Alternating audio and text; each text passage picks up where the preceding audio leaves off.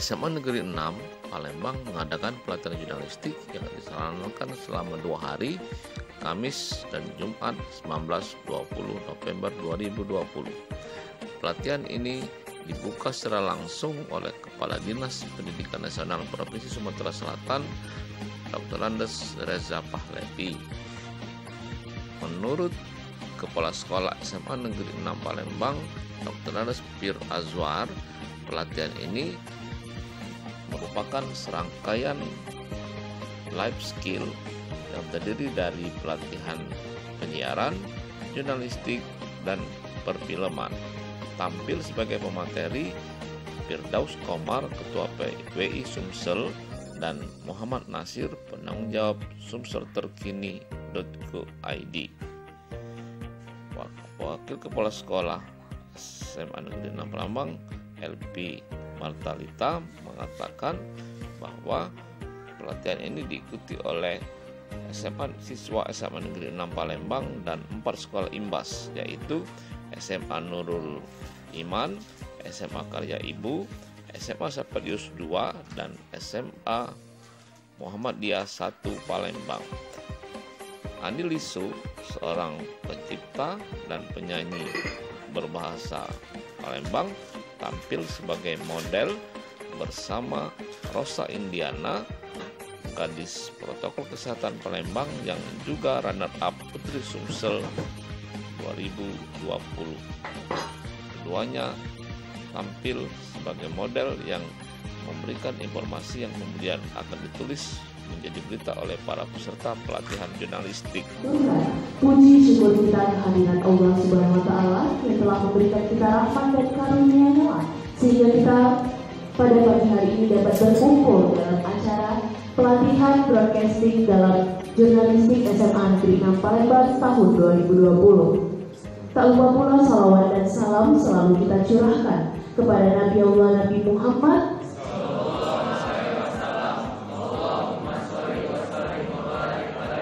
yang telah membawa kita dari zaman jahiliyah menuju ke zaman Islamnya seperti saat ini. Untuk membuka kegiatan kita pada pagi hari ini, marilah kita bersama melafazkan basmalah.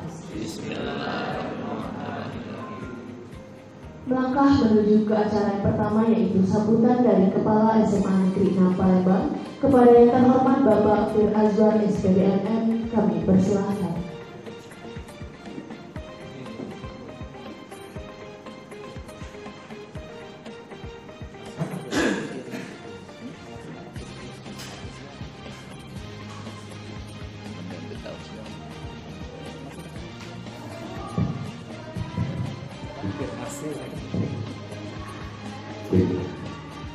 Bismillahirrahmanirrahim. Assalamualaikum warahmatullahi wabarakatuh.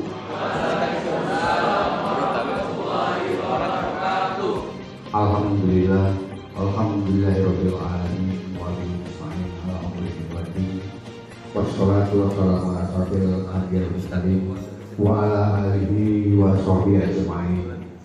Asyhadu an la ilaha illallah wa asyhadu anna Muhammadan abduhu wa rasulullah nabiyya ba'da. Yang terhormati dan kami banggakan Bapak Kepala Dinas Pendidikan Provinsi Sumatera Selatan, Bapak Dr. Haji Reza Pahlevi MM. Selamat datang Bapak di SMA Negeri 6 Palembang. Yang saya hormati Pak Firdaus Komar, Ketua PWI Provinsi Sumatera Selatan, dan Bapak M. Nasir LPD selaku jurnalis yang cukup dikenal di Sumatera Selatan dari Sumsel terkini, Pak ya. Iya, Pak. Bapak Ibu guru yang hadir pada hari ini dan siswa-siswi yang berbahagia dari berbagai sekolah imbas di Palembang. Tiada kata yang paling indah dari ucapan syukur kepada Allah Subhanahu wa Ta'ala atas berkat dan rahmatnya kita dapat berkumpul di aula SMA Negeri 6 Palembang dalam keadaan sehat walafiat. Dari salawat dan salam bagi karunia kita Nabi besar Muhammad SAW serta keluarga, pengikut dan sahabatnya hingga akhir zaman. Hadirin yang terhormati, Teristimewa Bapak Kepala Dinas Pendidikan Provinsi Sumatera Selatan bahwa kegiatan kita ini adalah bagian dari kegiatan penguatan karakter melalui Eskul Broadcasting. Alhamdulillah kami di SMA Negeri 6 ini yang sudah dikenal masyarakat banyak sebagai sekolah yang unggul di bidang intak dengan visi unggul dalam iman, ilmu, budaya Islami dan berwawasan lingkungan. Jadi kalau soal keunggulan di bidang intak tidak diragukan lagi, bahkan sudah diakui oleh kementerian bahwa kita sekolah unggul berbasis iman dan takwa dengan berbagai prestasi yang barangkali kalau kami sampai ke sini macam itu kata Pak Lejak lah karena manfaat ini ngampung ini semangat ini. Tapi demikian adanya bahwa kita bukan cuma sekedar basa-basi, memang kita unggul dalam prestasi.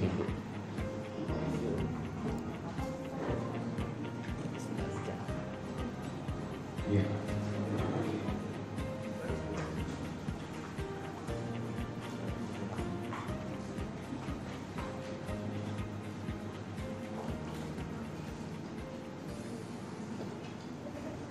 Baik, saya lanjutkan.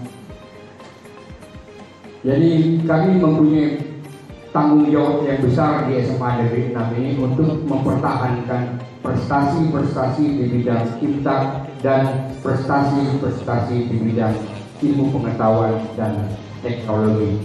Dan bukan cuma sekedar mempertahankan, tapi kami akan lebih meningkatkan. Kalau sebelumnya daya serap di perguruan tinggi itu mencapai 94%, maka ke depan kami akan mencapainya hingga 95-96% untuk tahun yang akan datang. Jadi alhamdulillah kita 94% lebih Pak Kadis terserap di perguruan tinggi negeri dan sekolah kedinasan. Jadi ini suatu prestasi yang luar biasa bagi SMA Negeri 6 Palembang. Jadi kami seperti saya katakan tadi bukan cuma sekedar mempertahankan, tapi juga akan meningkatkan prestasi-prestasi itu. Kemudian kami di sini juga membawa sebuah program baru untuk lebih memberi warna di SMA Negeri 6 Palembang itu, SMA ini, yaitu dengan sebuah Eskul Broadcasting. Jadi Eskul Broadcasting ini adalah eskul yang materinya di sana ada 5. Pertama ilmu komunikasi, kemudian jurnalistik, kemudian perfilman, kemudian radio dan fotografi. Jadi ada 5 kegiatan di dalam Eskul Broadcasting. Namun tahap yang pertama ini kami baru membuka sebuah kegiatan yaitu tentang penyiaran, jurnalistik dan perfilman yang kebetulan sudah dimulai sejak tanggal 16 November 3 hari yang lalu. Jadi kita kegiatan pelatihan broadcasting ini berlangsung dari tanggal 16 sampai tanggal 25 dan pada hari ini jadwalnya adalah pelatihan jurnalistik. Kemudian tanggal 22 nanti itu kita lanjutkan dengan perfilman. Ini bersinergi dengan program kementerian melalui bantuan pemerintah yang baru-baru ini kami terima. Jadi alhamdulillah program kami ini puji dicinta oleh Pusdibang bergayung sambut dengan pihak kementerian dan memberikan bantuan berupa pendanaan untuk kegiatan-kegiatan broadcasting. Nah, pada hari ini kami melaksanakan kegiatan ini dan mohon kepada Bapak Kepala Dinas untuk membuka kegiatan pelatihan jurnalistik ini, dan alhamdulillah ini berbarengan dengan kegiatan-kegiatan Hari Guru Nasional dan peringatan Hari Ulang Tahun TGRI. Jadi sekali berku dayung 2-3 pulau terlampaui. Jadi mohon maaf kalau acaranya ini numpuk-numpuk dari sana datang ke sini, jadi numpuk-numpuk memang itulah kami dengan keprihatinan peneliti COVID-19 ini membuat acara sesederhana mungkin, namun tetap punya makna yang dalam. Bapak Kepala Dinas yang kami hormati, kegiatan ini diikuti oleh beberapa sekolah imbas, ada 5 sekolah imbas, yaitu SMA Nurul Iman, kemudian SMA Muhammadiyah 1, SMA Saperius 2, dan SMA Karya Ibu yang kami undang untuk mengikuti kegiatan penguatan karakter melalui Eskul Broadcasting. Demikianlah sambutan kami selaku Kepala SMA Negeri 6 Palembang. Mudah-mudahan kita semua selalu dalam lindungan dan ridho Allah Subhanahu wa Ta'ala. Mohon maaf atas segala kekurangan, tak ada daging yang tak retak, tak ada laut yang tak berombak.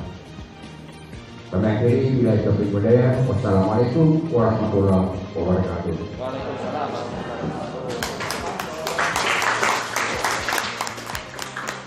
Terima kasih atas sambutan yang telah diberikan. Selanjutnya adalah sambutan dari Kepala Dinas Pendidikan Provinsi Sumatera Selatan sekaligus membuka kegiatan pelatihan broadcasting tahun 2020 kepada yang terhormat Bapak Dr. Anis Haji Rizal Maghribi MM. Kami persilahkan.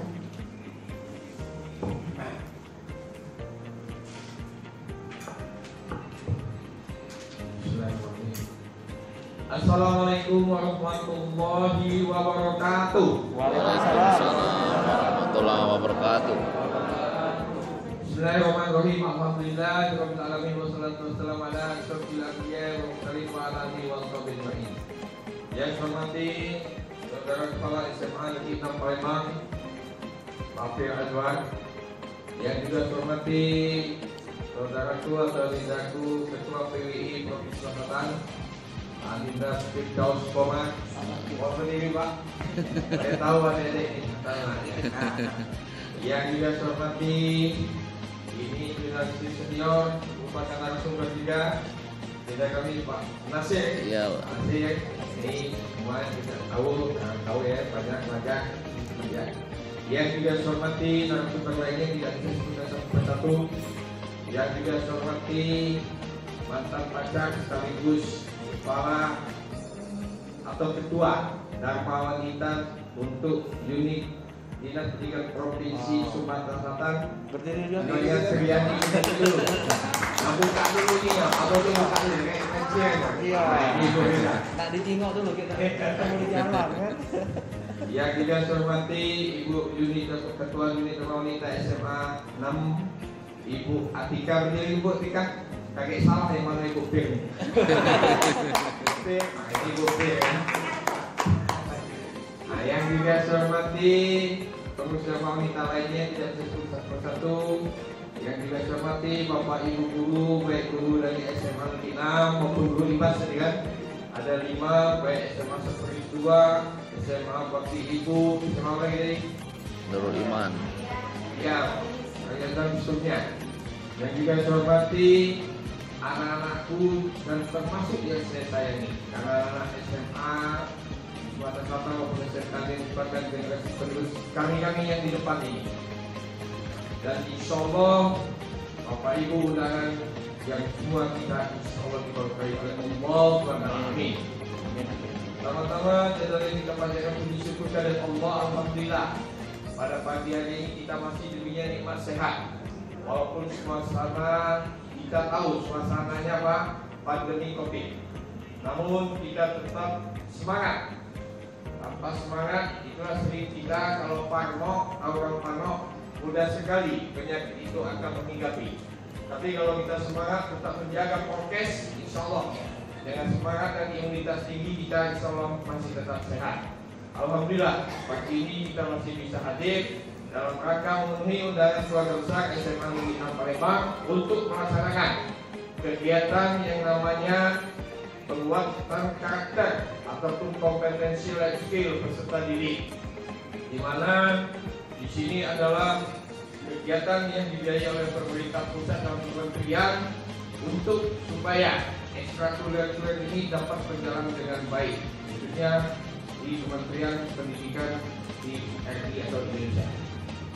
Bapak Ibu dan sekalian, khususnya anak-anak sekalian maupun Bapak Ibu guru, termasuk mulai dari kepala sekolah maupun saya, kegiatan ini saya berikan apresiasi yang setinggi-tinggi. Karena apa? Tidak semua sekolah ada melakukan kegiatan yang sama sekali jarang dilakukan ya Pak Nasir ya. Ini program yang cukup betul-betul signifikan dengan kegiatan yang sekarang kita dilingkupi oleh karena suasana pandemi. Kegiatan apa? Di situ saya lihat ada jurnalistik, ada penyiaran, ada perfilman dan seterusnya dan seterusnya. Nah disinilah bekal anak-anakku, siswa-siswi SMA Negeri 6 Palembang beserta imbasnya dari 5 sekolah tadi. Manfaatkanlah kegiatan ini sebaik-baiknya. Saya hanya pesan kepada anak-anak kami termasuk guru maupun kita semua. Kalau khusus untuk yang non siswa, artinya kita yang sekarang sudah dewasa, pesan saya untuk kita sukses ada 3 kalimat. Yang pertama, khusus untuk kita termasuk guru ya, agar sukses bekerjalah dengan baik. Itu yang pertama. Yang pertama untuk siswa apa? Belajarlah dengan baik. Ada kata anak-anaknya belajar, bukan untuk berdemo. Jadi kalau ada anak-anak yang ikut demo, itu anak-anak yang bukan berprestasi. Kalau anak berprestasi tidak mungkin akan ikut demo. Tugas siswa hanya belajar. Tuh ya. Jadi ada satu kalimat untuk siswaku, belajarlah dengan baik. Kalau untuk yang kedua, bagi kita semua, baik bagi yang sudah bekerja maupun anak-anakku yang sekarang masih sebagai pelajar, apa? Bergaullah dengan baik atau bertemanlah dengan baik. Artinya kita berteman, seakrab apapun berteman, ya berteman. Tapi kalau kita berteman itu mengajak ke jalan yang bukan lurus, jalannya sudah agak bengkok, apa perlu diikuti anak-anak? Jawab.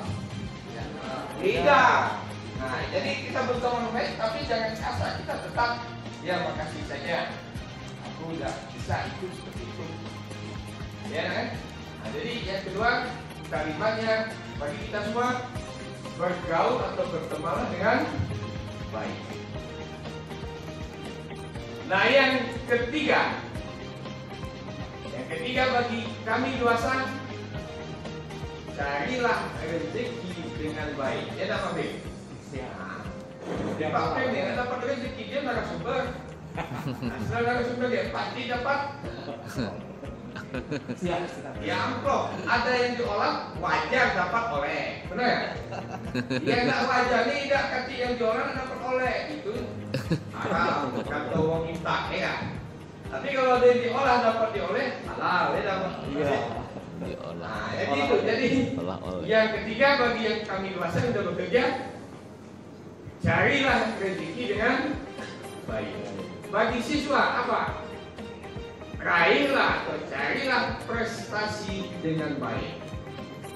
Bukan prestasi sikut kanan sikut kiri dengan menghalalkan, mengharamkan segala cara. Kalau seperti itu nanti pemimpin yang bahaya nanti Pak Nasir. Iya.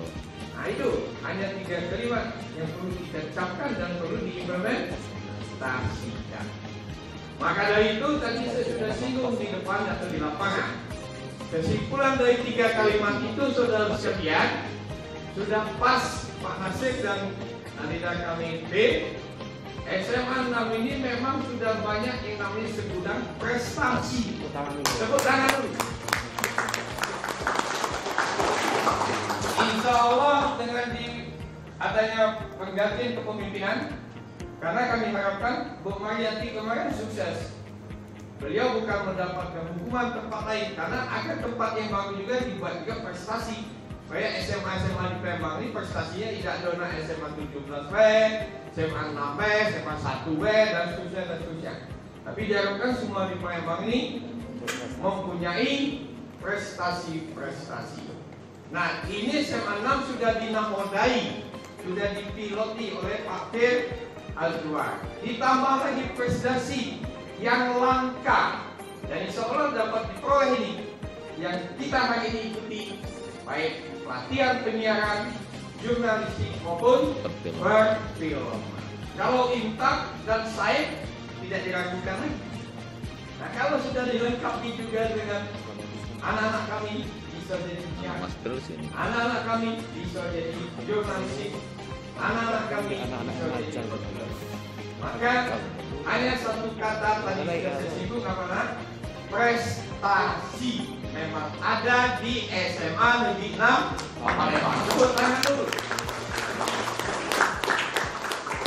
Nah, maka dari itu prestasi ini maknanya P. Tunjukkan sesuatu dan keluarga besar SMA 6 bahwa panutan bagi sekolah-sekolah lain. Bisa? Bisa. Keras-keras sedikit. Bisa? Bisa. Alhamdulillah. Nah, bagaimana untuk panutan P berikutnya? Bahwa kita tunjukkan baik dari kepala sekolah sampai dengan anak-anak kami profesional kayak di bidang penyiaran, profesional kayak di bidang jurnalistik, profesional dalam bidang perfilman. Tentu ada andilnya kakak-kakaknya di depan sebagai narasumber.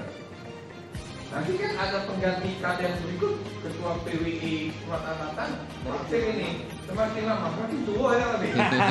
Tambah muda nih.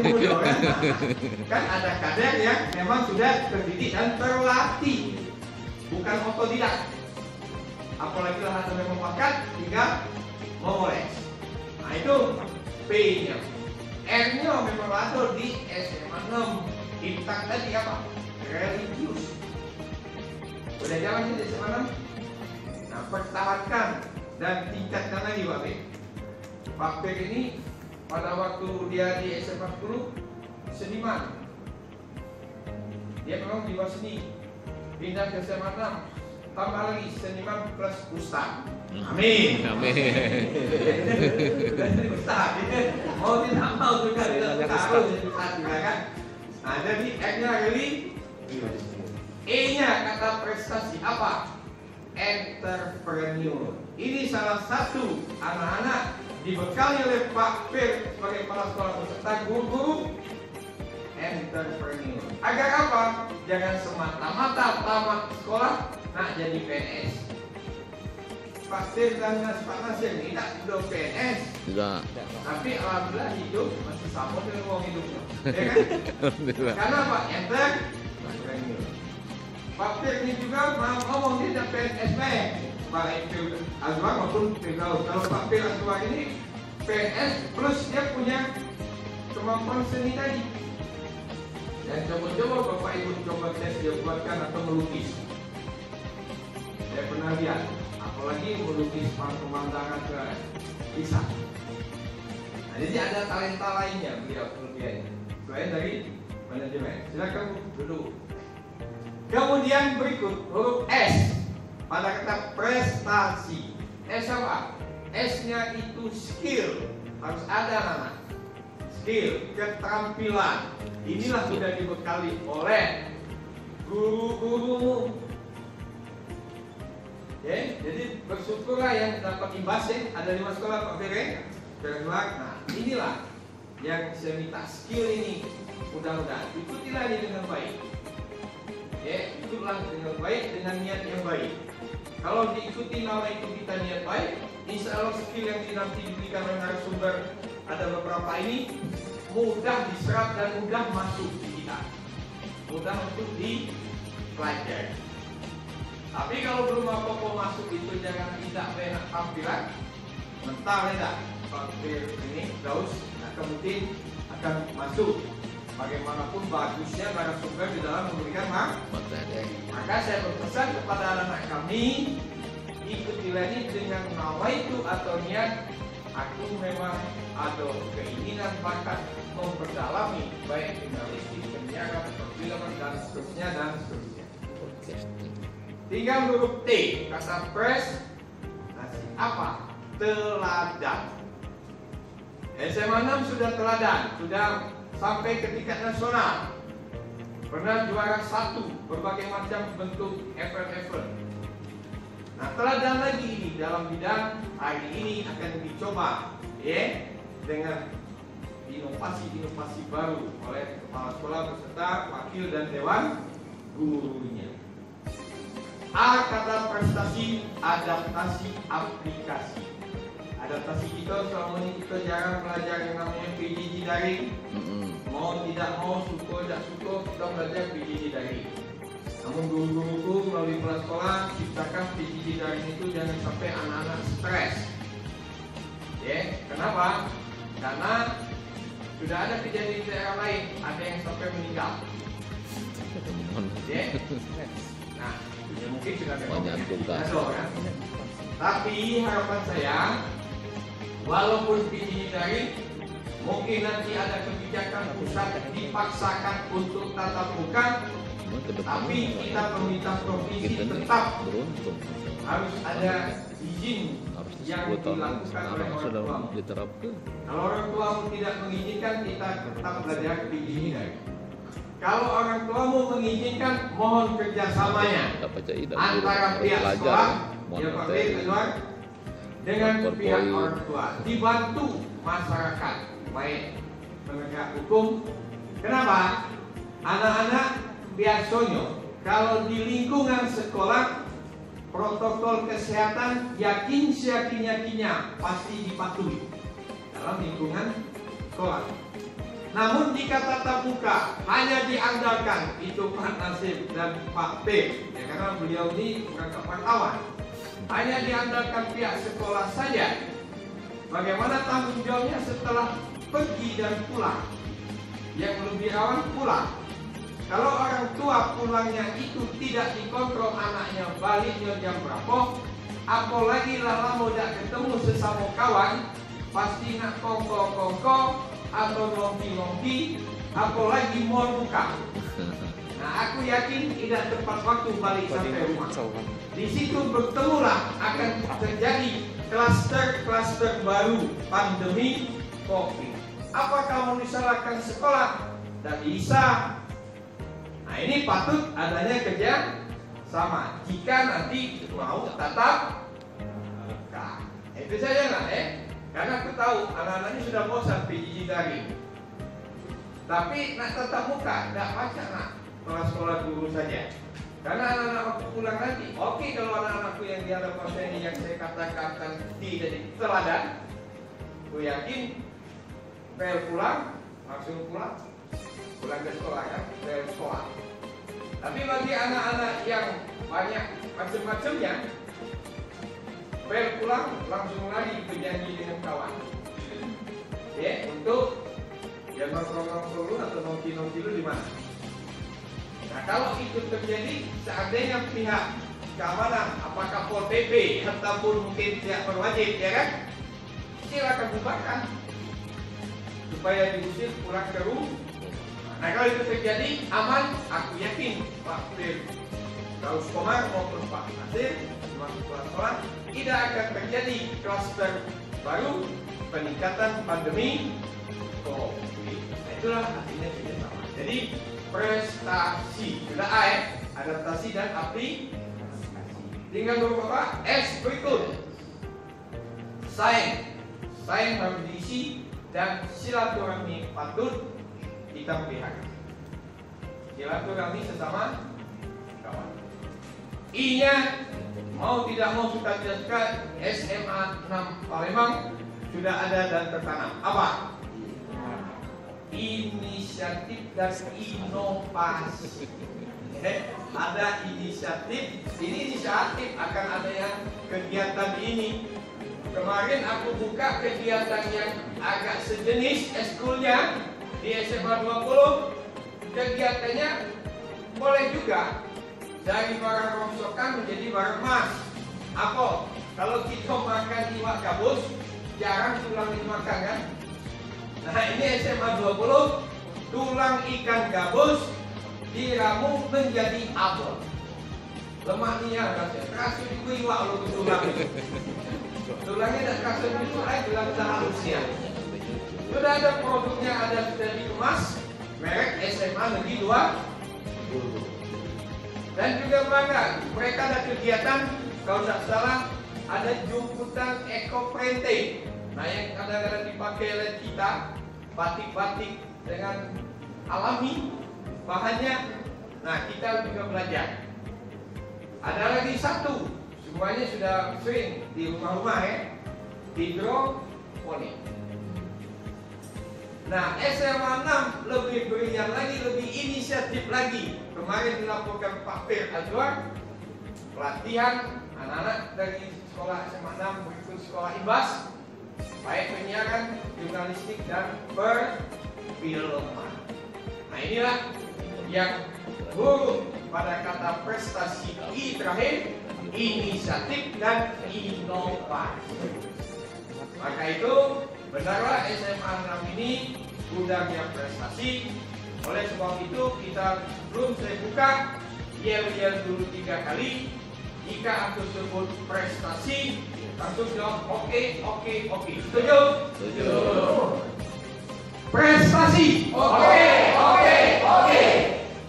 Terima kasih karena saya diminta untuk membuka atas izin pada rekan-rekan yang ada di depan maupun semua yang ada di luar ini dengan mengucap Bismillahirrahmanirrahim kegiatan yaitu pelatihan penyiaran, jurnalistik, dan perfilman dalam rangka penguatan karakter dan kompetisi life skill peserta didik di SMA 6 beserta 5 sekolah IBAS secara resmi saya nyatakan dibuka.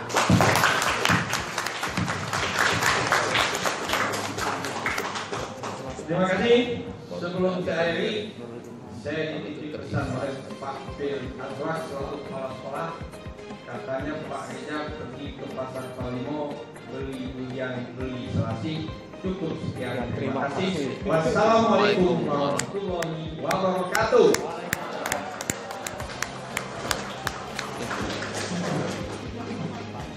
Terima kasih atas sambutan yang telah diberikan. Kegiatan ini sudah dihadiri oleh Ketua PWI. Selamat datang kepada Bapak Firdaus Muhammad. Selanjutnya adalah penyampaian materi dari penanggung jawab Sumsel TNI.Polres ID sekaligus sebagai wartawan sekarang. Sebelum masuk kepada materi, kita lakukan foto bersama terlebih dahulu.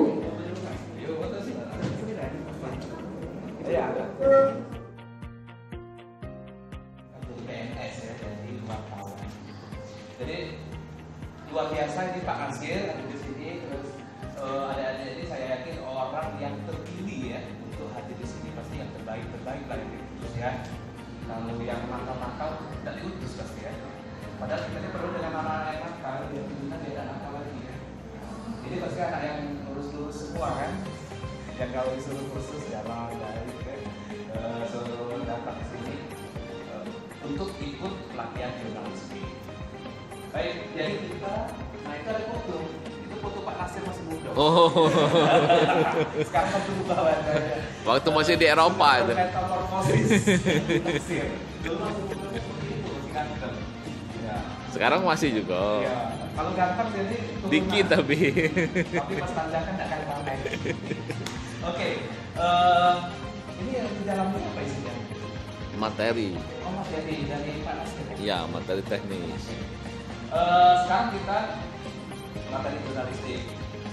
Ini kalau anak sekolahnya udah jurusan bagian jurusan belum ya? Ada di IPA, IPS ya. Jadi kalau jurnalistik ini secara keilmuan masuk di sosial ya. Sosial karena jurnalistik bagian dari ilmu komunikasi sebenarnya.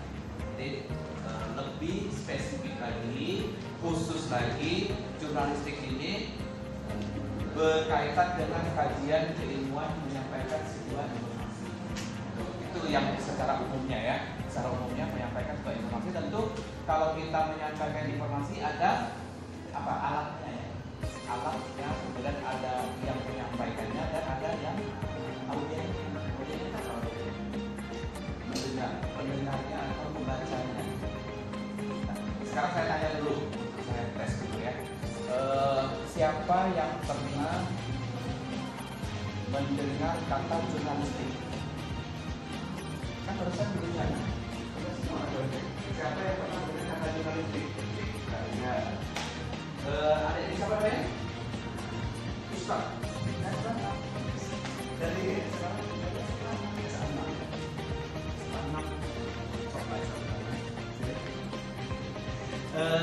kalau pernah dengar kata jurnalistik, yang ada di pikiran kamu itu jurnalistik apa?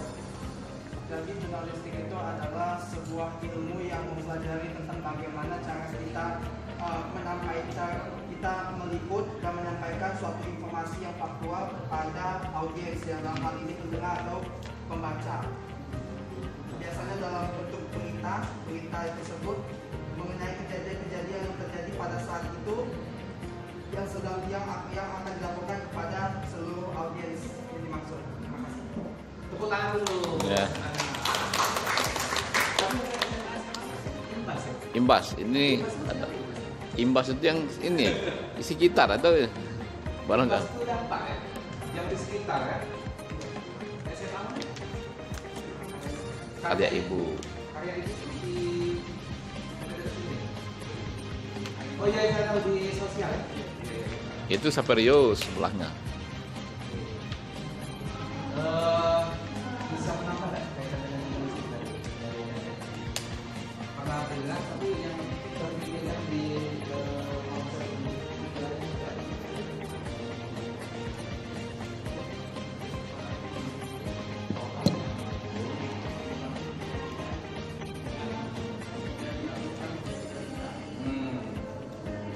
Oke, yang perempuan ada lagi pendapat yang lain? Maria ya nanti dari Pak Nisi. Ada 50. Ada dari sini ya. Dari Menurut saya jurnalistik itu mungkin orang yang melaporkan atau orang yang memberitahukan sebuah informasi faktual kepada audiens ataupun pembaca yang memiliki berita yang dimaksudkan. Jadi seperti kita yang akan kita lakukan ini, kita termasuk juga menulis laporannya Pak. Laporannya seperti apa, yang faktual itu seperti apa. Iya. Tentang itu. Saya nggak tahu lagi pendapatnya dari kelompok perempuan. Tidak perempuan. Ada yang di sini. Ini dari Nurul Iman kali. Nurul Iman. Ini nih. Ini depan ini. Nurul Iman. Gimana? Ya, Pasti Nurul Iman dari ini ya, yang skip. kalau yang dikirim sih pasti orang terpilih ya. Iya. Tidak mungkin yang Dipilih itu dikirim. Silakan ya, Tamu.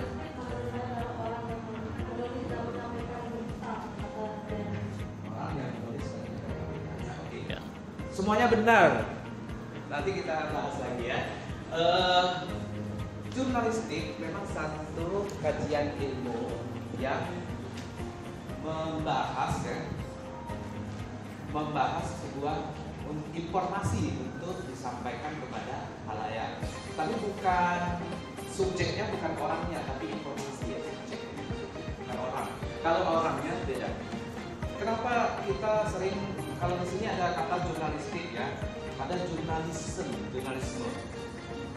Memang kajiannya beda, tapi substansinya sama. Jurnalistik sering orang kalau di universitas di UI ini ada jurusan jurnalisme ya, ada jurnalisme, bukan jurnalistik tapi jurnalisme.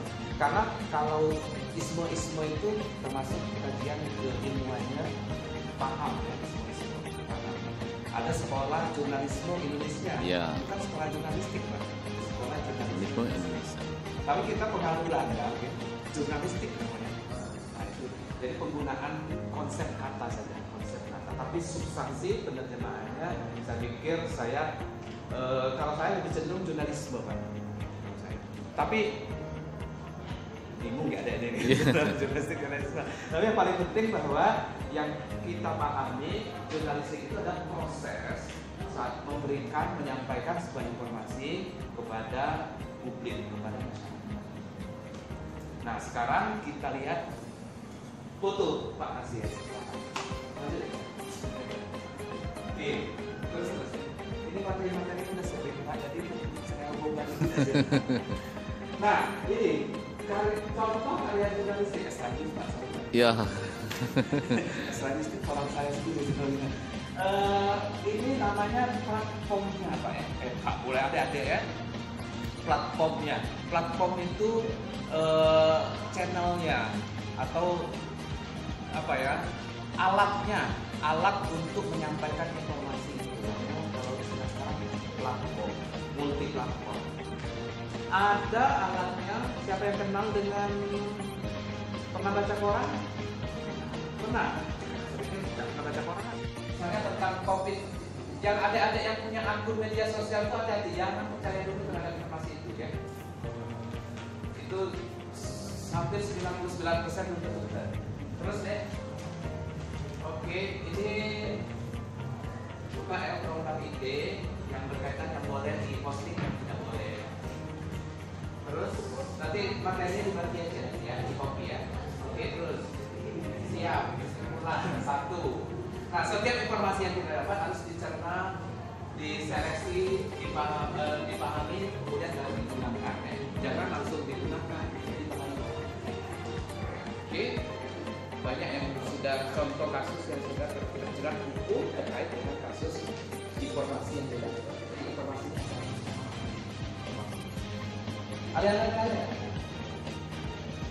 Kalau tidak ada, balikan ke C. Wassalamualaikum warahmatullahi wabarakatuh.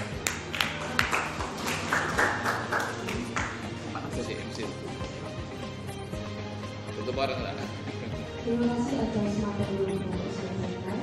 Selanjutnya adalah pertanyaan dari penanggung jawab sosial sekaligus sebagai wartawan utama kepada Departemen Pelaksanaan CDPD, kami persilahkan. Ya. Sudah ya, Baiklah, kita lanjut ya. Assalamualaikum warahmatullahi wabarakatuh. Apa tadi yang tadi? Prestasi ya, jadi prestasi. Oke. Jadi kalau saya bilang oke, prestasi. Jadi jangan kita bingung-bingung. Tadi sudah dijelaskan oleh Pak Firdaus, jangan panggil Pak ya, terlalu tua Pak ya, ya, atau Kak ya. Pak Firdaus tadi tentang pengenalan jurnalistik. Nah, ini Anda sudah mengenal tadi apa itu jurnalistik. Ini ilmu itu sebenarnya kan sesuatu yang bisa kita gunakan.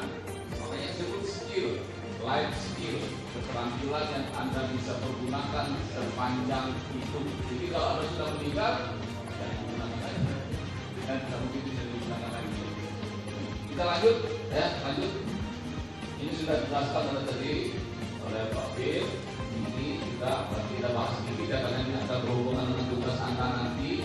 Karena nanti Anda mungkin punya media di sekolahnya atau sekolah tidak punya media, Anda memiliki blog misalnya kan.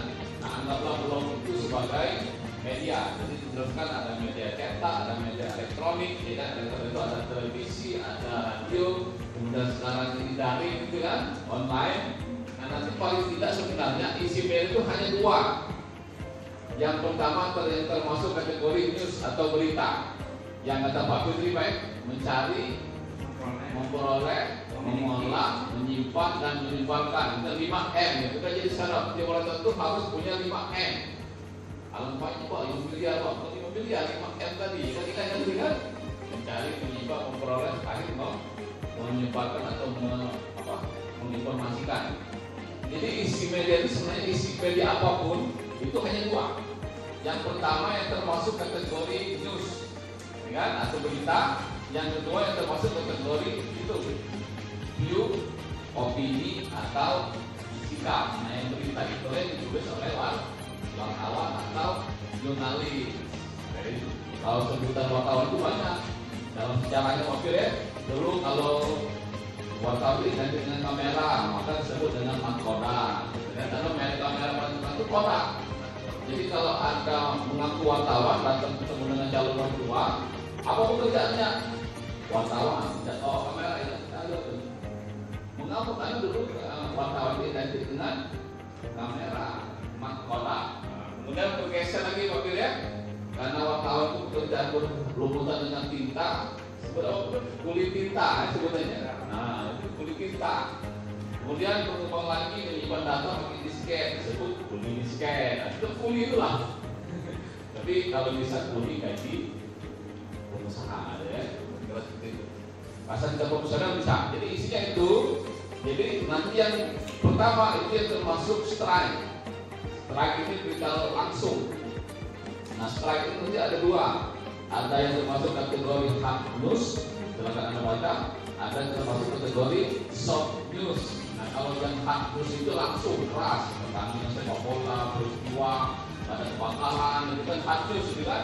Kalau soft itu kan lembut-lembut, sisi-sisi lainnya. Kalau ada pertandingan sepak bola itu sisi lainnya, mengapa kita bisa menang, apa yang terjadi setelah mereka kalah, itu kan soft, lembut, gitu kan? Jadi kalau strike itu ada dua, ada yang hard, ada yang soft. Lalu nanti ada lagi yang pendalaman, intens. Nah jadi kalau pendalaman itu biasanya dia lebih cenderung untuk dengan menggunakan narasumber yang lebih banyak ya Pak Fir ya.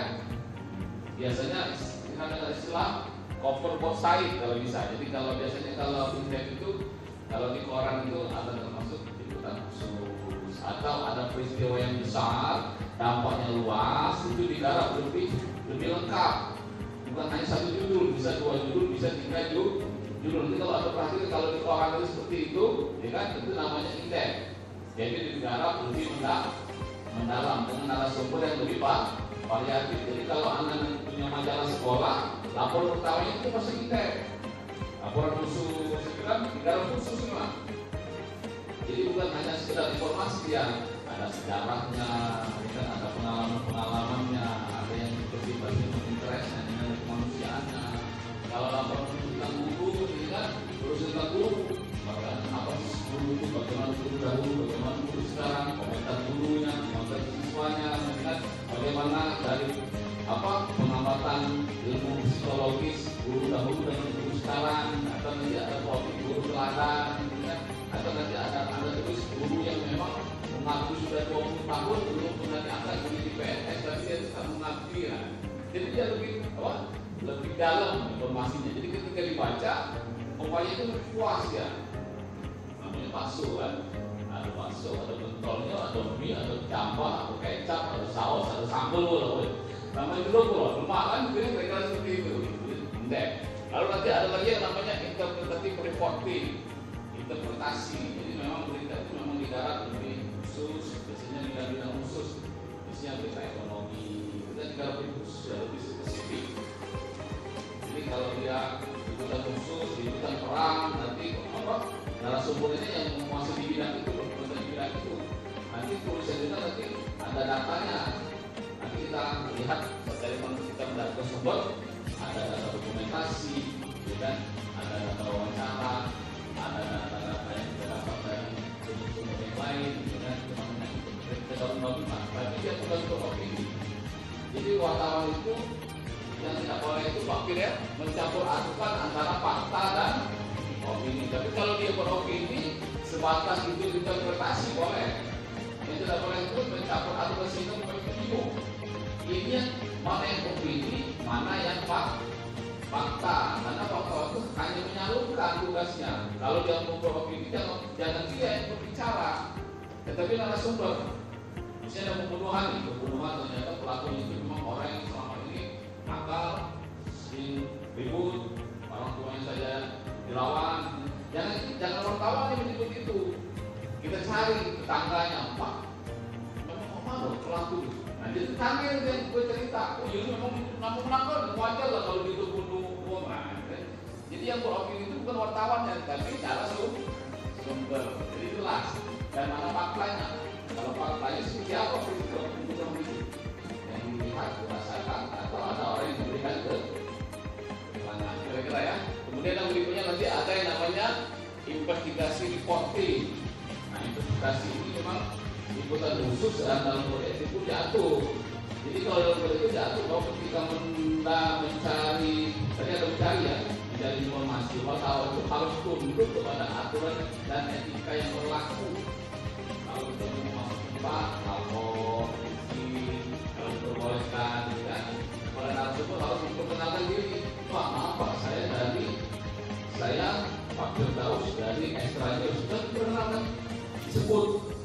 sehingga narasumber itu tahu ternyata wartawan, ya kan?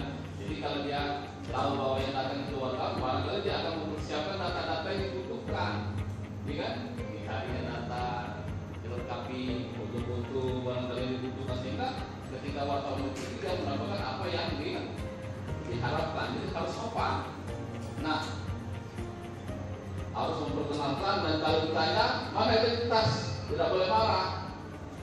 Memang kawan, mana? Kalau kita tunjukkan, makanya kalau saya selalu di dompet itu saya, dan itu anggota ini kalau ditanya tunjukkan. Tapi kalau kita tanya jangan tunjuk, teman-teman ke polisi, Pak itu polisi Pak melanggar, itu cuma hilang ya. Karena polisi pasti ngomong, memangnya orang itu tidak bisa ditilang. Nah, jadi ada teknik-tekniknya supaya tidak ditilang. Jadi jangan menunjukkan identitas. Jadi kalau untuk yang investigasi itu memang disebutkan bahwa ketika mencari informasi yang disebutnya bersifat investigasi, wartawan itu diperkenankan tidak menyebutkan identitas. Jadi dia bekerja itu seperti intelijen.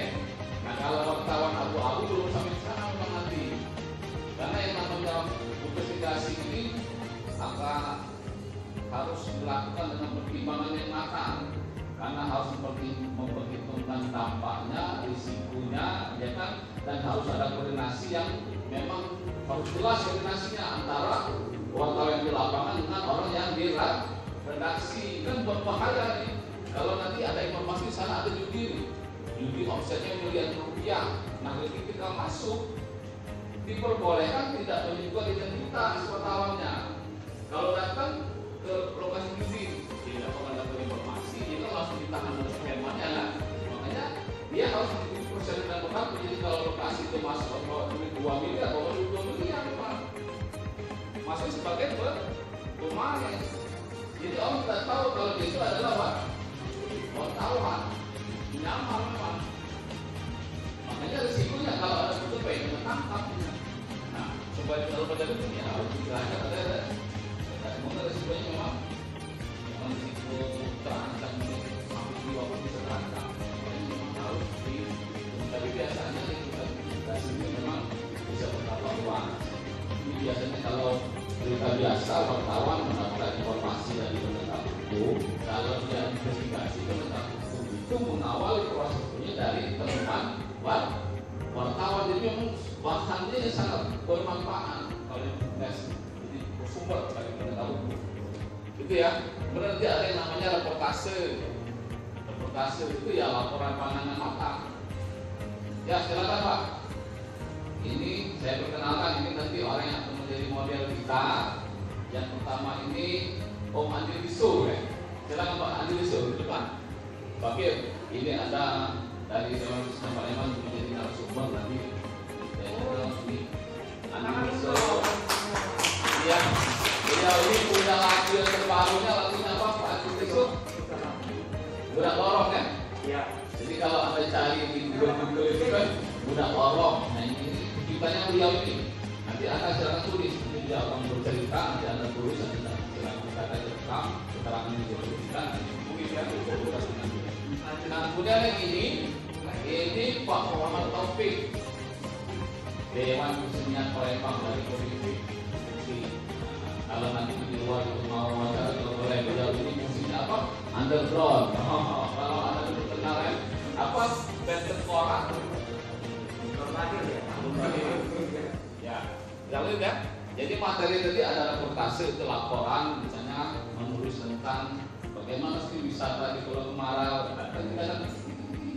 Kita laporkan pandangan mata yang dilihat, seperti apa kondisinya, bagaimana masuknya, berapa bayarnya, gitu kan?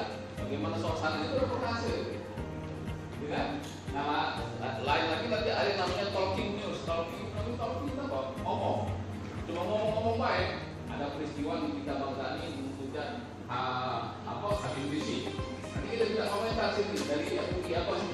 Itu namanya talking news. Jadi tidak ada peristiwanya, kita hanya meminta komentar. Jadi ini paham ya? Jadi berita tadi kalau nanti Anda punya media sekolah atau nanti Anda menjadi blog, itu namanya ada itu slide, indeks, interpretatif, investigasi, rapportase, dan document. Nah, lalu yang kedua apa? Yang kedua ini yang feature. Feature itu biasanya mengandung nilai human interest. Dia tidak seperti strike tadi dalam berita itu. Ya, misalnya ada news feature. News feature itu berita. Feature-nya berita. Jadi berita itu kan biasanya ada peristiwa kebakaran nih. 500 orang kehilangan rumah karena terbakar tadi malam, ya kan? 200 meninggal, salah satu keluarga itu tidak satu pun yang tersisa, hanya bayi yang tertinggal. Tulisan tentang bayi ini yang namanya news feature itu. Bagaimana sehingga orang ada simpati, ada berempati, ya kan, barangkali bisa sampai membantu. Nah, itu kan harapan dari news feature. Biasanya mengandung nilai human interest. Lalu nanti ada yang namanya human interest feature. Human interest itu dari kemanusiaan. Anda menulis profil tentang bumi teladan, ya. Tulis anak yang ada dalam bayangan Anda, bumi teladan itu mungkin PNS itu bukan. Dari sudah 20 tahun dia hanya sebagai guru honorer, tapi bisa menjadi guru teladan. Atau misalnya guru sekolah di taman, ranking utama. Dan kalau dia orang mampu, orang sempurna, ya supaya ternyata dia orang tidak mampu dan mungkin ada kayak sedikit. Nah, itu tulis dia mau menilai semuanya. Interest bisa memotivasi orang, bisa menjadi apa? Bisa menjadi pedoman, motivasi bagi orang lain sehingga orang tidak normal, kalau orang mampu tidak sukses. Kalau orang normal sukses biasa, gitu kan? Kemudian ada lagi nanti historis feature sejarah. Mungkin nanti ada pergi ke Ampera. Di Ampera itu kan ada halte ya, halte apa? LRT ya. Di sana ada tugu bersejarah sampai 57. Nah itu masuk, kalau ada tulis itu masuk feature sejarah. Apa sejarahnya sana? Bahwa ternyata dulu pernah terjadi perang 5 hari 5 malam. Ya, bagaimana peristiwanya? Ada cari semuanya nanti. Dengan pelakunya, dengan alur sejarahnya. Ada tulis kembali. Itu namanya feature sejarah. Nah, video itu punya nilai besar. Kalau tidak tahu barangkali. Nah, ada tulis. Jangan tahu ternyata tubuh itu bukan tubuh sembarangan. Kemudian ada lagi geografi and personality, success story. Story ini biasanya perjuangan, bagaimana usaha, bagaimana belajar, kan? Kita kan bisa melihat orang sukses dan pelajar sukses, tapi kita tidak mengetahui bagaimana perjuangannya. Ada pelajar sukses jadi pelajar teladan, kan? Sekarang 2 hari tidak makan, mabuk, 50 tahun, kan? Tapi dia bertahan, ya. Dia sukses, ya. Terkadang dia terpaksa tidak mengerjakan PR, ya. Mengapa? Karena kertasnya habis, karena pulpennya habis, dan nah itu perjuangan itu. Kalau kita lihat usaha itu kan satu orang yang sukses, kita tidak melihat seorang yang gagal. Nah kita tulis itu adalah bagaimana seorang itu bisa sukses, jalan suksesnya itu namanya sukses story. Kemudian apa lagi? Travel pictures, wisata budaya. Pak Andres ya, budaya kita banyak ya. Ada drama Batangan 9, ada wayang Palembang, ada tulis kan itu budaya namanya. Anak terkenal dengan wayang Palembang. Belum pernah dengar. Ini sudah pernah dengar wayang Palembang. Ini siapa yang sudah pernah dengar wayang Palembang? Belum pernah dengar. Nah, nanti ada cari minimal kali bisa Google lah. Semua orang yang bicara itu kan,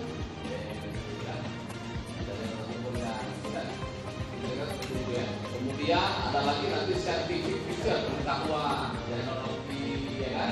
Dulu saya pernah tulis di sekolah SMA ini tahun berapa itu ada siswa yang menemukan sepeda motor itu kan biasa pakai BBM ya, ternyata pakai air. Oh, nanti kita lihat SMA 6. Berarti kan dulu ada penemuan SMA ini siswanya menemukan BBM itu diganti dengan air, pernah? Ada. Itu namanya feature scientific itu di pengetahuan. Kalau sudah gigi itu kan biasanya bisa dilihat tangan kita goyang-goyang bagaimana nanti kemudian kita diam giginya goyang-goyang. Nah itu kan yang ringan-ringan. Jadi impact itu dari yang ringan sampai yang rumit, dari yang ada di bumi sampai yang ada di angkasa luas. Kemudian ini opini yang bagian kedua tadi. Nanti kalau Anda punya media, harus ada yang namanya editorial tadi rencana. Kemudian ada spesial artikel ini, biasanya nanti orang luar yang nulis. Kalau Anda buka majalah Tempo itu ada kolom nanti. Kolom mungkin terus ada yang namanya kolom list. Jadi kalau sekarang kalau Anda mengenal, Anda menyebut apa pekerjaannya apa? Kolom list. Berarti kolom list orang yang tulis di kolom-kolom disediakan oleh media. Itu dia memang sudah punya kemampuan lebih. Pengetahuan dan pengalaman maksudnya di bidangnya itu namanya kolom list. Dan feature artikel itu semi antara kita dan feature. Jadi itu antara lain ya. Lanjut. Nah ini berita. Lanjut lagi, sudah dibahas oleh Pak Firdaus tadi. Nah ini kelaikan. Jadi sebenarnya berita itu berawal dari peristiwa. Jadi satu hari Anda mengalami 24 jam. Semua orang di dunia ini satu hari itu masih 24 jam semua, ya kan? Ada yang 25 jam, masih 24 jam. Oh, berarti 24 jam.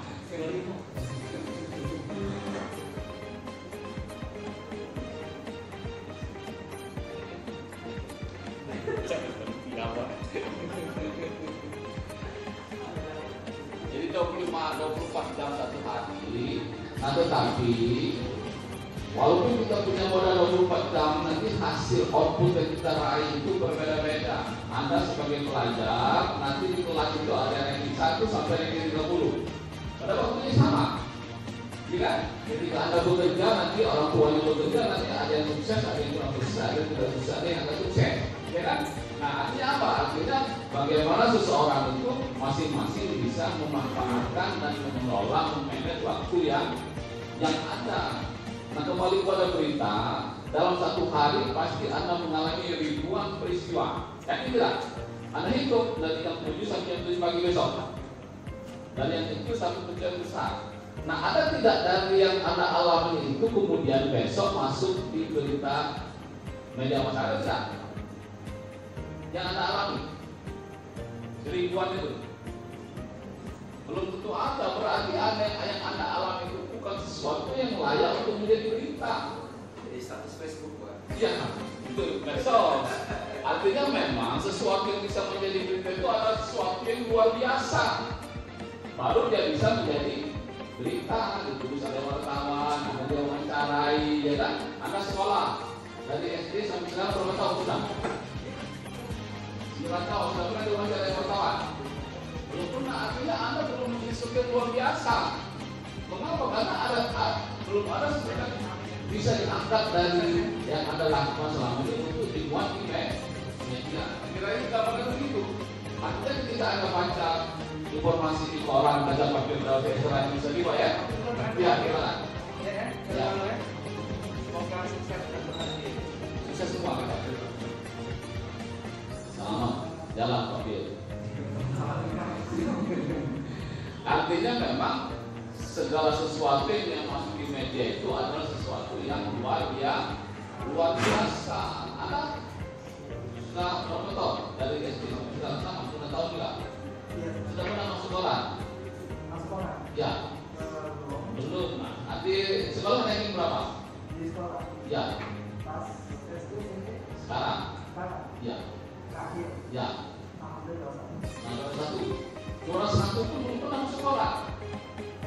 Artinya bagaimana supaya masuk sekolah harus melakukan sesuatu yang lebih apa? Lebih besar lagi. Juara 1 menang lomba, baru itu orang jadi menang lomba itu dia kalau itu juara 1, ya kan? Artinya itu menunjukkan bahwa peristiwa yang layak untuk menjadi konsumsi dan lain-lain itu tanggung jawab kita sama-sama. Jurnalistik mereka juga tanggung jawab kita sama-sama. Makanya dari sekarang itu kuncinya adalah kita menuntut kesadaran. Kita berharap ada kesadaran dari kita orang semua untuk membangun dan mencintai dan membuat bangga elemen budaya Palembang. Nah ini adalah itu orang di panjangnya ini lagunya ini. Ini Mbak Rosa ya, nanti gantian nanti dia mau sharing juga sama dia. Jadi sepintas perjalanan saya itu memperjuangkan budaya Palembang. Itu dan dokumentasinya ada di YouTube. Kalau kalian cari Andi Riso, nama acaranya kemarin Spotlight. Andi Riso Spotlight Mahar. Itu masih ada dokumentasi saya ketika Grand Final Malaysia kemarin. Dari situ jelas disebut Andi Riso itu membawakan lagu kubahannya sendiri, diangkat dari dunia mahar yang diangkat dari tradisi orang Palembang ketika mereka memberi mahar, soket sebagai maharnya.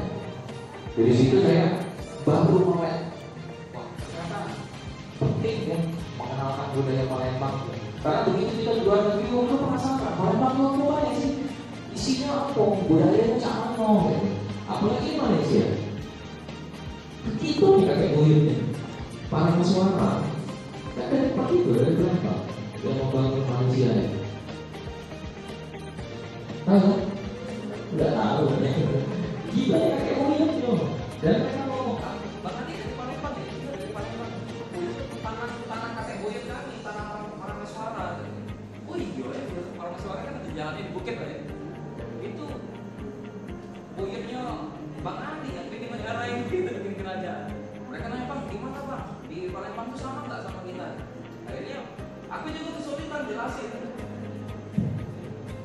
Aku ya dapat saat itu belum terlalu care lah dengan hal seperti itu ya. Nah pas di sana itu terasa pentingnya bahwa kita tuh harus jadi duta Palembang, bukan duta Mande ya, lain lagi duta kayak Agung. Jadi lagi keterangan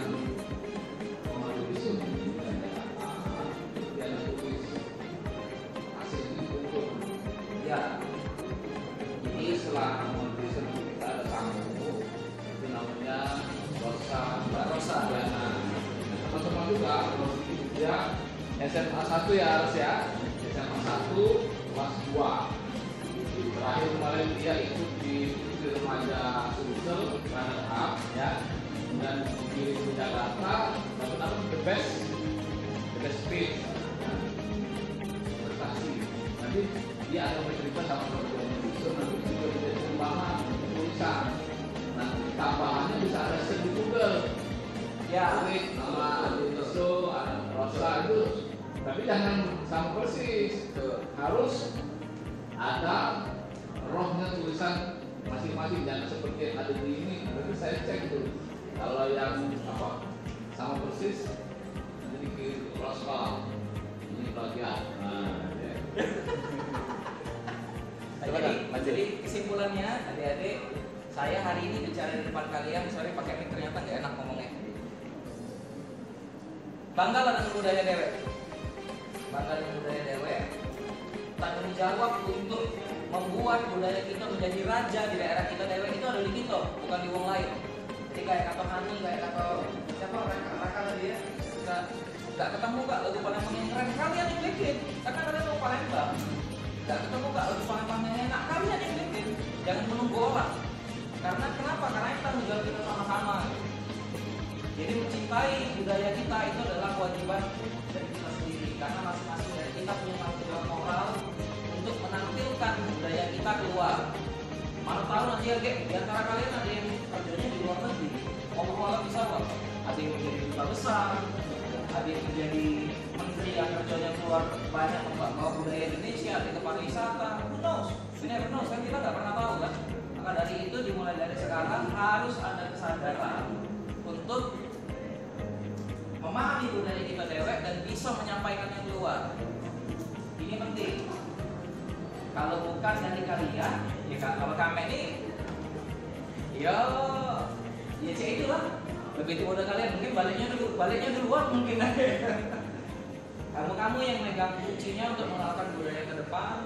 Kami percayakan pada adik-adik bahwa budaya Palembang itu adalah tanggung jawab orang kita bersama untuk kita kenalkan, dan kalau bisa di ajang-ajang bergengsi seperti di Rosa ini luar biasa, sampai ke ajang nasional kemarin, the best speech yang kemarin, English speech.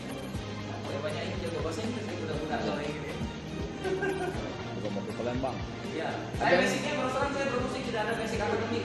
Saya sama seperti Rosa justru dulu waktu kuliah 3 tahun berturut-turut mewakili Poltek, jadi kontestan nasional di English Contest 3 tahun berturut-turut. Pernah bujang gadis juga Pak? 2002 saya bujang gadis kampus, saya juara harapan 1. kemudian semifinalis Hujan Gadis Palembang. Sebenarnya lanjut ke final Pak, cuma karena saya bandel begitu masuk DGP. Nah, ini aku ini musisi nggak kalau kalau saya ini ya. Akhirnya aku keluar dari DGP pada semifinal ya. Jadi sebenarnya perjalanan saya untuk mengenal budaya itu sudah dimulai dari zaman kuliah. Ikut BGK, BGP dan suka bahasa Inggris juga seperti Mbak Rosanya ini. Tapi saya memilih untuk berkonsistensi di jalur musik karena skill saya di situ.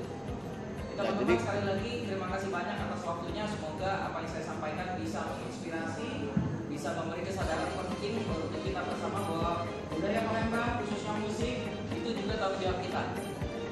Budaya yang paling banyak diakses dengan mudah sekarang lewat platform streaming Spotify, Jog, Deezer dan lain-lain itu musik kan.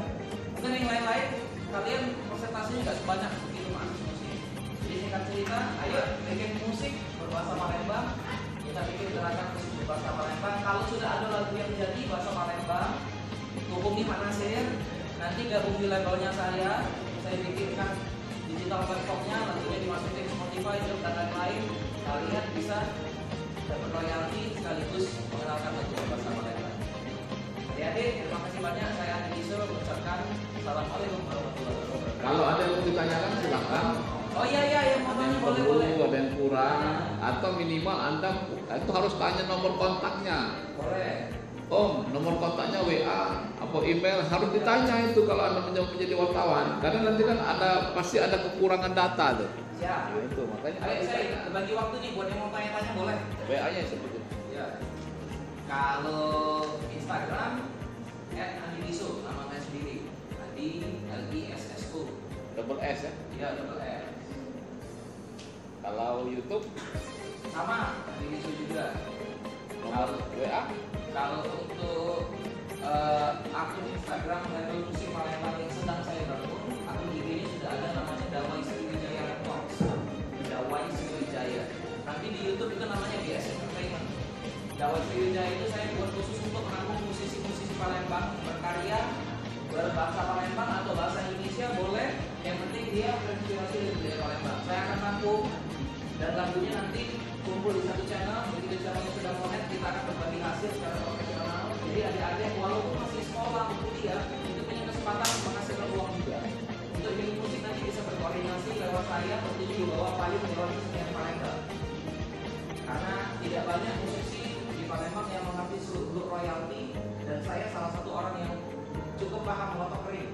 Bagaimana kita bisa mendapatkan keuntungan dari situ. Ada lagi yang mau ditanya nggak? Nomor WA itu tak? Nomor WA 0852 6839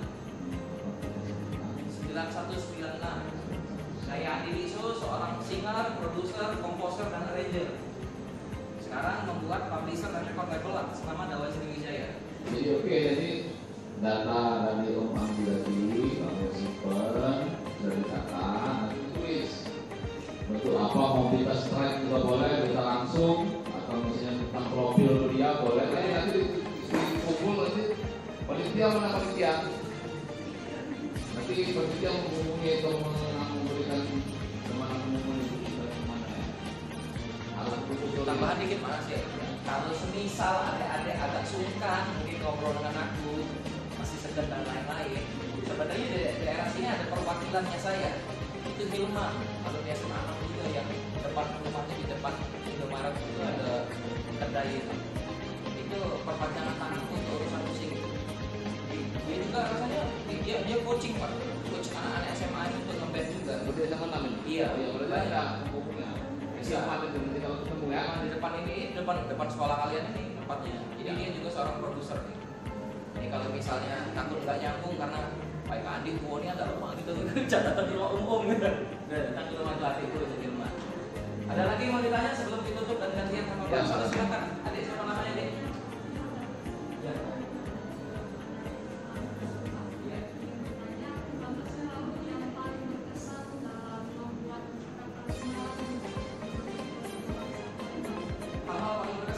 Lagu yang mana? Oh iya. Dari 5 lagu itu ya maksudnya? Lagu Palembang ya maksudnya ya? Yang dari 5 lagu tadi, yang lagu mana yang paling Oh dari berkesan? 5 lagu saya, paling berkesan. Mahal. Yang paling berkesan itu sebenarnya secara pribadi itu Mahal.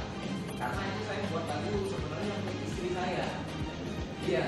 Jadi lagu itu idenya pertama kali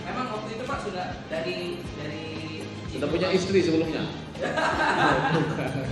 Saya itu dikasih tahu sama teman, disadarkan juga ceritanya seperti ini. Bikin lah, bantu tentang Palembang. Sudah waktunya kita menunjuk juga untuk Palembang. Kita sudah sampai banyak dari tanah ini, tapi kok kita belum juga sampai selangkah niat. Dan juga omongan dia akhirnya, aku pengen bikin lagu berbahasa Palembang, tapi saat itu nggak tahu idenya apa.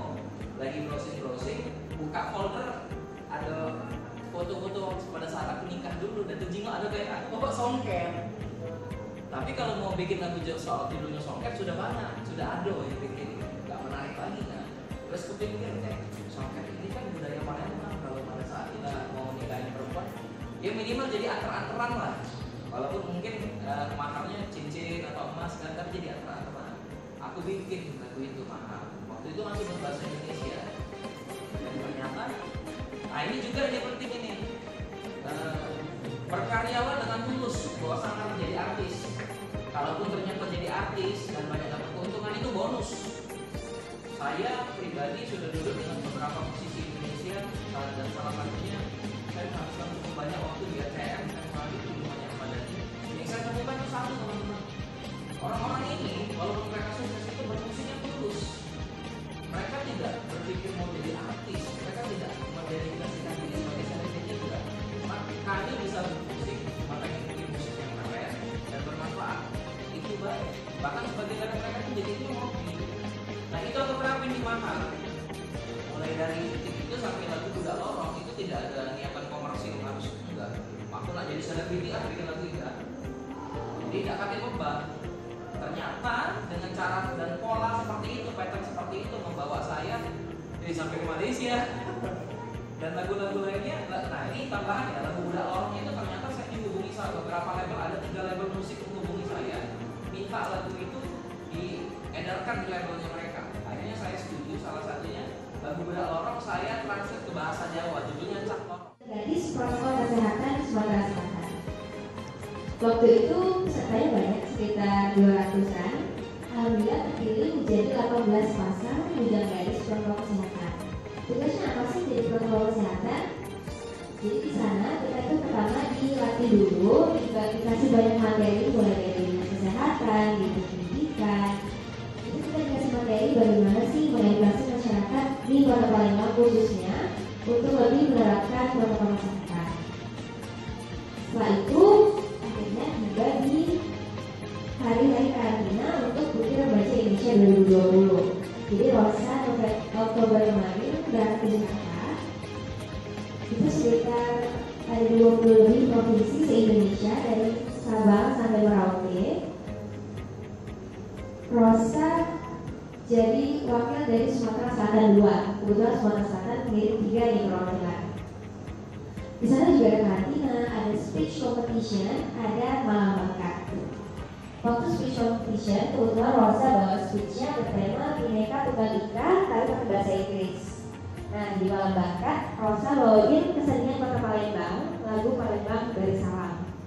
Pas malam grand final, alhamdulillah Rosa terpilih jadi 15 besar dan dapat Best Speech 2020. Semua yang Rosa dapat hari ini itu nggak bakal sampai kalau nggak didukung orang tua pastinya. Dan Rosa juga belajar dari banyak pengalaman. Menurut Rosa, pengalaman itu buat terbaik buat kita. Dan Rosa harap seluruh prestasi yang Rosa dapat ini bisa jadi inspirasi buat seluruh remaja di Indonesia, khususnya Kota Palembang, supaya bisa lebih semangat dan juga bisa lebih menggali potensi diri untuk jadi yang terbaik. Mungkin itu aja yang bisa Rosa ceritain. Ada yang mau bertanya?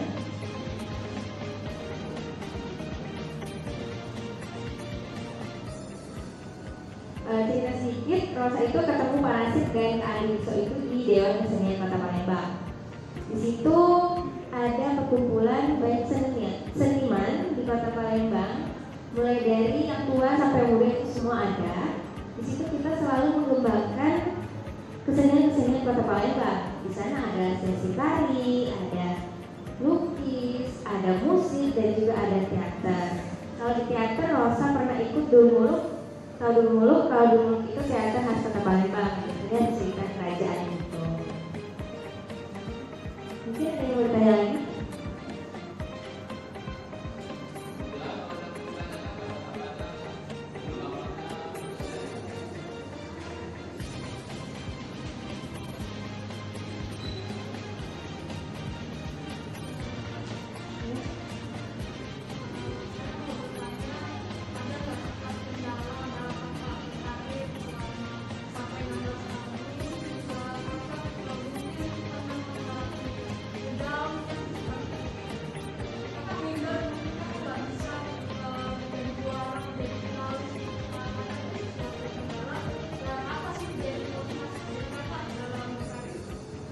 Kendala pastinya banyak karena kita pasti ada menang dan kalah.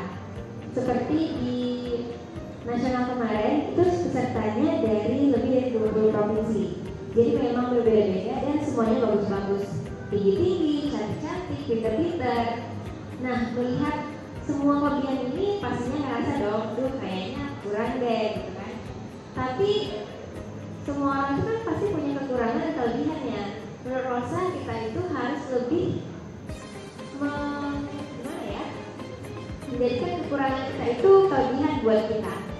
Oh, aku pintar nih dalam kesenian daerah. Tunjukin kalau kita bisa menjadikan kesenian daerah itu sesuatu yang bagus di nasional, dan kita juga bisa bikin kelebihan diri kita yang gak dimiliki sama orang lain.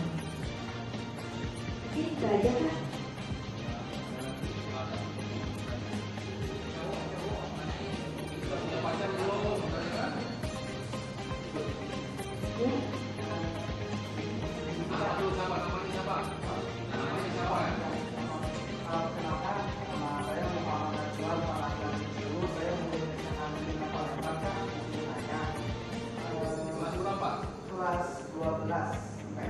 Jangan boleh kan kalian panggil Rosa aja. Jadi Rosa, saya mau nanya nih, selain menang di Putri Remaja Indonesia sama ikut pemilihan menjaga di protokol kesehatan, prestasi apa saja yang sudah pernah Rosa buat selama di SMA sama di SMP? Terima kasih. Oke, kalau selama SMP itu mungkin Rosa sering jadi model seperti di Fashion Week Kota Palembang, Palembang Fashion Food and Festival, dan Rosa juga jadi juara 1 presenter di TVRI Sumatera Selatan. Kalau di SMA ini kayaknya baru Putri Remaja dan juga Duta Protokol Kesehatan, dan juga Rosa merupakan hiker datang hari 9 di Kota Palembang.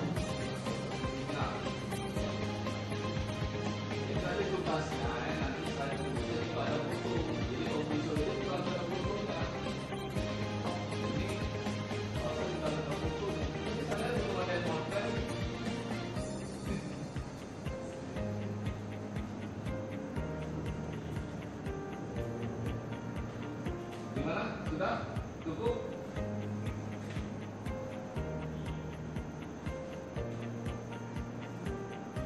Ya, tambah lagi. Rosa, maaf mau nanya lagi. Tadi pada hari 9, dan itu kan pada hari 9 itu kan pada Rosa kemarin sama kakak siapa itu? Kak Randi.